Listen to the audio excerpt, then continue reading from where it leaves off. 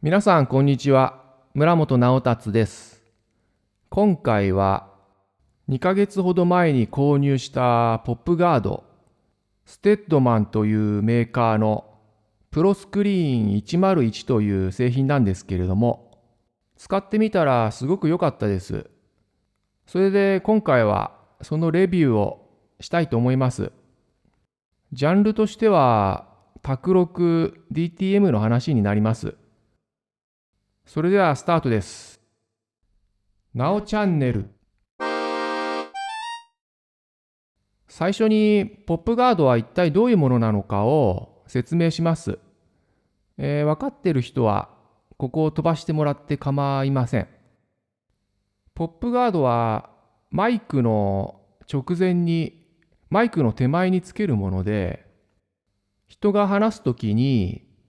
マイクと口の間に入れるものです。今回は写真を撮ったので、それを提示するとこういう感じです。黒い網状のものが今回紹介するステッドマンのプロスクリーン101です。この網は鉄製で、そこを息が通ることで、余計な息を落としてくれる。そこで、抑えてくれるという、そういう仕組みになってます。ポップガードを使わないと、自分で録音を卓録をするとわかるんですけども、ハヒフヘホのハ行を発音したときに、息がマイクにかかってしまって、それで録音レベルが一気に上がって、過大入力になり赤マークがついてしまう。そういうことが発生するんです。赤マークがつく状態だと、ノイズが入った状態になるので、その後編集というか、マスタリングするときも、やりづらくなったりするんです。だから結局取り直しすることになるんですけども、ポップガードなしだと頻繁にその状態になるので、何度も取り直ししなければならなくて、かなり私は苦戦してました。それでポップガードを買わなきゃいけないなってずっと思ってたんですけれども、他の機材を先に優先して買ってたので、今まで、まだ買ってなかったんです。それで2ヶ月ぐらい前にようやく買ったんですけども、使ってみたらやっぱり全然違って、全く赤マークが、つまり過大入力になってノイズが入るということがなくなりました。だからすごい録音がやりやすくなりました。ポップガードなしの状態で、歌を録音した経験を語ると、私はこの YouTube のチャンネルで雪の花という歌を発表していて、それを録音した時の話なんですけれども、ハヒフヘホのハ行を発音すると、歌詞でそういうね、ハ行が出てくる場面になると、そこを歌った時に一気にマイクに息がかかってしまって、そこでもういきなり赤マークがついちゃうのが頻繁に起きました。それでマイク入力のレベルを変えたりして、なんとかね、うまく取れないかななんてやったんですけども、結局うまくいかなかったです。それで仕方なかったので、歌を歌うときに、ハ行の歌詞の時は、少し顔を横に向けて、息がマイクにかからないようにして録音しました。要はそういうね、歌う時になんかこう余計な苦労がついちゃって大変だったんです。それがポップガードをつけたら見事になくなったので、やっぱりすごい効果があるというか、つけなきゃいけないもんなんだなと思いました。それでアコースティックギター、クラシックギターも録音してみたんですけども、それもやっぱりポップガードをつけた方が音が良くなりました。アコースティックギターはかなりボディのホールから穴の開いてるところから空気が前に出ます。だから歌の録音と一緒で、ポップガードがないとかなり空気が前に出ちゃうので、録音するのが難しかったんです。それがポップガードをつけたことで、一気に録音がしやすくなりました。そんなわけで、やっぱり使ってみて、ポップガードというのはマイク録音で必須のものだなと、必ずつけた方がいいなって思いました。ポップガードの説明についてはこんな感じです。なおチャンネル。次に、ステッドマンのプロスクリーン101。今回私が買った製品のレビューをします。正直なところ、私、ポップガードを使い始めたのは、この製品が初めてなので、他の製品との比較はできないです。ただ、使ってみて、音の劣化が全然ないっていうか、使うことでマイナスになってる面はないなって思います。DTM で例えばエフェクターなんかを使うと、それを使うことである部分の音は良くなるんだけども、別の面で音がちょっと劣化するというか、魅力がなくなるなって思うことが結構あります。そういったことがこのプロスクリーン101ではないので、非常に優れたポップガードなのかなって思います。私がこの製品を買ったのは、YouTube でポップガードの比較視聴をやっている、そういうね、動画があったんです。それでそれを見たときに、この製品がかなり音が良かったので、7000円弱とちょっと値段は張るんですけども、買ってみました。その YouTube の比較視聴では、布製のポップガードも扱っていたんですけども、やっぱり、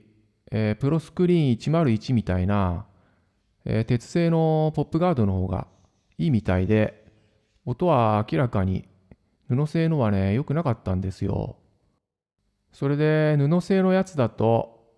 メンテナンスというか、汚れてきた時に交換したりとか、そういうことしなくちゃいけないっていうことで、プロスクリーン101だとそういうのなくて、ポップガードを吹けば、鉄製なのでね、そこのところを吹けば、きれいにしちゃえばすぐにまた問題なく使えるということで、メンテナンスの点でも優れているっていう。それで、プロスクリーン101を使ってみた感想なんですけども、まず余計な息が、遮断されるというか、ポップガードが、除去してくれるので、それによって録音レベルが、マイクのプリアンプ私使ってるんですけども、そこの録音レベル、マイク入力のメモリのとこなんですけども、そこがね、1メモリ、2メモリぐらい高くしても大丈夫になりました。前だと課題入力で赤マークが出ちゃう、そういうマイク入力レベルにしても、赤マークがつくことなく録音できるようになりました。ポップガードなしの時だと、少し大声で話すとか、ギターの録音だと、右手のピッキングを気持ちが盛り上がってきて強くしたりすると、それでもいきなりね、赤マークがついちゃってたんですよ。だから本当に録音が難しくて、常に音量を一定のところにまとめておかないと、録音がうまくいかないっていう状態でした。だから感情表現がね、すごく難しかったんです。それがポップガードを使うことで、かなり余計な余計な、音の波が除去されるので、安心して録音できるようになりました。それで、プロスクリーン101は、余計な音の波の、空気の波の除去の仕方がうまいんじゃないかなって、録音された音を聞いて思います。ちょっと前にも言ったんですけども、ここの部分が、音のここの部分が劣化してるとか、失われてるとか、そういうふうに思わないで、バランスよく取れてるなって思うので、ポップガードとして優秀なんじゃないかなって思いました。それで、このステッドマンのプロスクリーン101なんですけども、値段がね、7000円ぐらいでね、ちょっと高いです。調べたら、前は5000円ぐらいだったみたいなんですけども、今物価高になってるし、これ日本製じゃないので、円安になってきてるんで、値段が上がっちゃったみたいです。正直なところ、同じような製品をなんか5000円ぐらいで頑張ったら作れるんじゃないかなって作りを見て思うんですけども、どうなんでしょうか。日本のメーカーあたりが同じようなやつを5000円ぐらいで作ったら売れるんじゃないかなって正直思います。ポップガードはもっと高いのもたくさんあって、多分それ使ったらさらに音がいいのでしょうけど、まあ上を見るとキリがないので、プロスクリーン101は、金額的にもちょうどいいというか、ギリギリ手が届く、そんな感じなんじゃないかなと思います。マイク録音で言うと、ポップガードだけじゃなくて、ショックマウントというマイクをね、取り付けるそこの部分、その機材もね、かなりいろんな製品出てて、そこでも音が変わるっていうことなんです。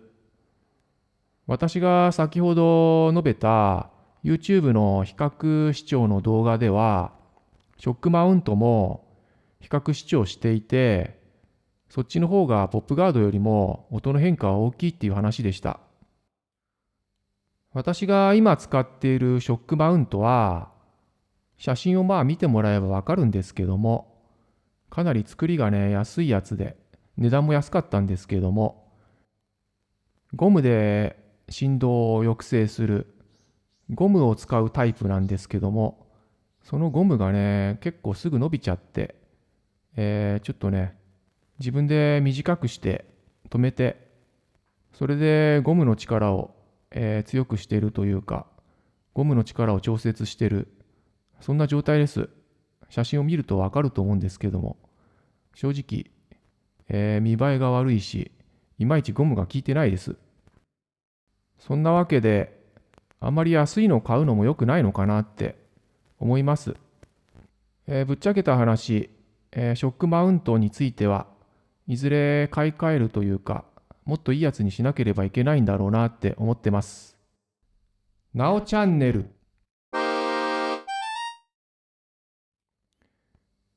卓録とか DTM っていうのは、今回話したように結構機材を揃えるのが大変で、それなりにお金がかかるんですよね。だから一つ一つ機材を揃えていくには正直時間がかかります。このチャンネルでは私が、卓録や DTM をやるにあたって購入した機材も、紹介していこうと思っています。それでチャンネル登録者が1000人を超えると収益化できるので、それでね、収益化して、そこで得たお金を機材購入に当てようかなと目論んでます。そういうわけで、チャンネル登録して応援していただけると大変にありがたいです。ちょっと今、秋の花粉にやられて、体力が低下している状態で、投稿数が落ちているんですけども、このチャンネル頑張っていこうと思うんで、よろしくお願いします。今回は以上です。ありがとうございました。